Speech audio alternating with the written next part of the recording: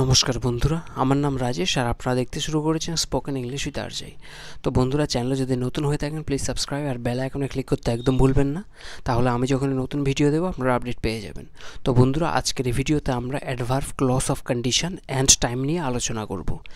সবার আগে অ্যাডভার্ব বলতে কী বোঝায়? অ্যাডভার্ব বলতে বোঝায় কোনো একটা শব্দ যেটা কোনো একটা ভার্বকে অন্য একটা অ্যাডভার্বকে বা একটা অ্যাডজেক্টিভকে মডিফাই করে বা কোয়ালিফাই করে, তাকে আমরা বলি অ্যাডভার্ব।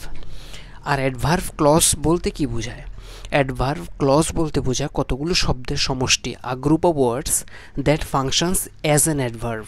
অর্থাৎ অ্যাডভার্ব ক্লজগুলো কতগুলো শব্দ সমষ্টি যেগুলো অ্যাডভার্বের মতোই কোনো একটি বাক্যে কাজ করে। আর এদের দ্বারা আমরা কি বুঝতে পারি? Providing information about how, when, where, why or to what extent something is happening. কোনো একটা কাজ কিভাবে হয়, কখন হয়, কোথায় হয়, কিভাবে হয়, অথবা টু হোয়াট এক্সটেন্ট, এক্সটেন্ট মানে হচ্ছে ব্যাপ্তি, কতটা ব্যাপ্তি জুড়ে হয় কোনো একটা কাজ, সেই সম্পর্কে আমাদের ইনফরমেশন বা তথ্য প্রদান করে অ্যাডভার্ব ক্লজ। উদাহরণ, I will call you when I arrive. I will call you, আমি তোমাকে কল করব, হোয়েন আই অ্যারাইভ, যখন আমি পৌঁছবো। এখানে হোয়েন আই অ্যারাইভ এই অংশটা হচ্ছে একটা অ্যাডভার্ব ক্লজ, আর এটা কি করছে এখানে? কল, আমি কখন কল করব? যখন আমি পৌঁছাবো। এখানে ভার্ব হচ্ছে কল, এই ভার্বটাকে মডিফাই করছে, ঠিক আছে? এই জন্য এই অংশটা একটা অ্যাডভার্ব ক্লজ, আর এটা অ্যাডভার্বের মতোই কাজ করছে। আর এটা দিয়ে আমরা বুঝতে পারি হোয়েন বা কখন আমি কলটা করব। Next, adverb clause of condition. Condition মানে হচ্ছে সত্য, অর্থাৎ যেখানে একটা সত্য লাগানো থাকে অ্যাডভার্ব ক্লজের মধ্যে। উদাহরণ, are introduced by the subordinate conjunctions. আর হ্যাঁ, এই যে অ্যাডভার্ব ক্লজগুলো থাকে এগুলো সাবঅর্ডিনেটিং কনজাংশন দিয়ে শুরু হয়, ঠিক আছে? কনজাংশন বলতে বোঝায় কতগুলো শব্দ যেগুলো দিয়ে কোনো বাক্যকে, ফ্রেজকে বা ক্লজকে যুক্ত করা হয়। কনজাংশনের কাজই হচ্ছে যুক্ত করা, ঠিক আছে?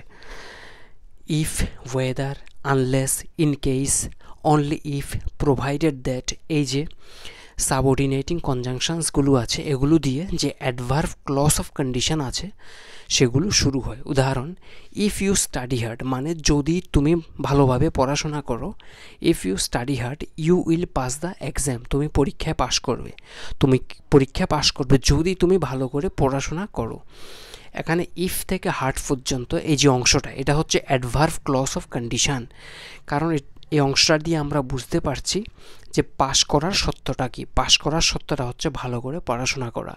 আর এই অংশটা একটা সাবঅর্ডিনেটিং কনজাংশন ইফ দিয়ে শুরু হয়েছে। ইফ মানে হচ্ছে এখানে যদি। আরেকটা উদাহরণ, unless you finish your homework.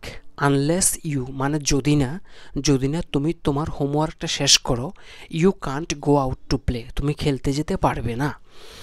তুমি খেলতে যেতে পারবে না সত্যটা কি? যদি না তুমি হোমওয়ার্কটা শেষ করো। এখানে আনলেস থেকে হোমওয়ার্ক পর্যন্ত হচ্ছে একটা অ্যাডভার্ব ক্লজ অফ কন্ডিশন। এটা অ্যাগেইন একটা সাবঅর্ডিনেটিং কনজাংশন আনলেস দিয়ে শুরু হয়েছে। Next one, provided that you arrive on time. Provided that মানে হচ্ছে সত্ত্বে। Provided that you arrive on time, আপনি সময় মতো পৌঁছবেন, এই শর্তে we can start the meeting, আমরা মিটিংটা শুরু করতে পারি। আমরা মিটিংটা শুরু করতে পারি এই শর্তে যে আপনি সময় মতো পৌঁছবেন। এখানে এই অংশটা প্রোভাইডেড থেকে টাইম পর্যন্ত, এটা হচ্ছে অ্যাডভার্ব ক্লজ অফ কন্ডিশন, ঠিক আছে? Next one, in case it rains. In case it rains পাছে বৃষ্টি হয়। In case again subordinating conjunction. In case it rains পাছে বৃষ্টি হয়, bring an umbrella with you, আপনার সাথে একটা ছাতা নিয়ে আসবেন। পাছে বৃষ্টি হয় আপনার সাথে ছাতা নিয়ে আসবেন।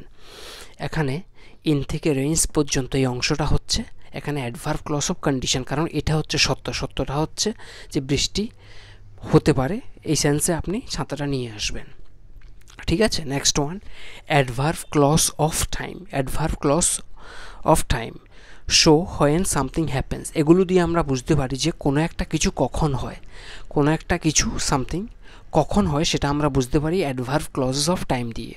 উদাহরণ, after the movie ended. After the movie ended অর্থাৎ যখন মুভিটা শেষ হয়েছিল তারপর we went out for dinner, আমরা নৈশাহারে গিয়েছিলাম, অথবা আমরা ডিনারের জন্য গিয়েছিলাম কখন আফটার দ্য মুভি এন্ডেড যখন মুভিটা শেষ হয়েছিল তো এই ক্লজগুলো দিয়ে আমরা বুঝতে পারি যে কোনো একটা কাজ কখন হয়েছিল ডিনারটার জন্য আমরা কখন গিয়েছিলাম যখন মুভিটা শেষ হয়েছিল এখানে আফটার থেকে এন্ডেড পর্যন্ত এই অংশটাকে আমরা বলবো adverb clause of time next one while I was studying আমি যখন পড়াশোনা করছিলাম while I was studying my phone rang আমার ফোনখানা বেজে উঠেছিল আমার ফোনটা কখন বেজে উঠেছিল যখন আমি পড়াশোনা করছিলাম এখানে হোয়াইল থেকে স্টার্টিং পর্যন্ত হচ্ছে adverb clause of time again next one before you leave for work অর্থাৎ কাজে যাওয়ার আগে remember to turn off the lights মানে লাইট বন্ধ করতে মনে রেখো অর্থাৎ তুমি কাজে যাওয়ার আগে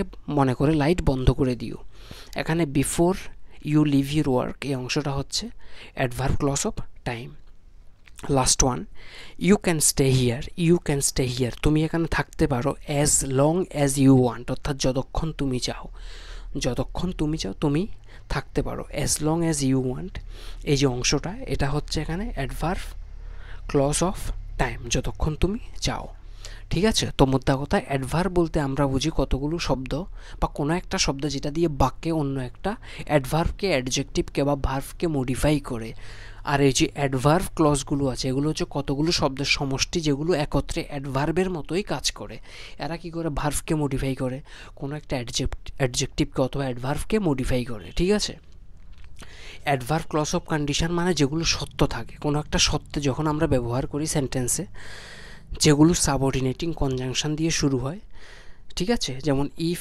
weather unless in case only if provided that এগুলো হচ্ছে অ্যাডভার্ব ক্লজ অফ কন্ডিশন যেগুলোর সাথে শর্ত লাগানো থাকে আর অ্যাডভার্ব ক্লজ অফ টাইম দিয়ে আমরা বুঝতে পারি যে কোনো একটা কাজ কখন হয় হোয়েন সামথিং হ্যাপেন্স ঠিক আছে তো এই পর্যন্তই আজকের এই ভিডিওটা আশা করি কিছু শেখা গেল ভিডিওটা যদি ভালো লেগে থাকে please give me a thumbs up আর কিছু জানা থাকলে কমেন্ট বক্সে জানিয়ে দেবেন I will see you on my next video still then take care I see you and I love you have a good day bye by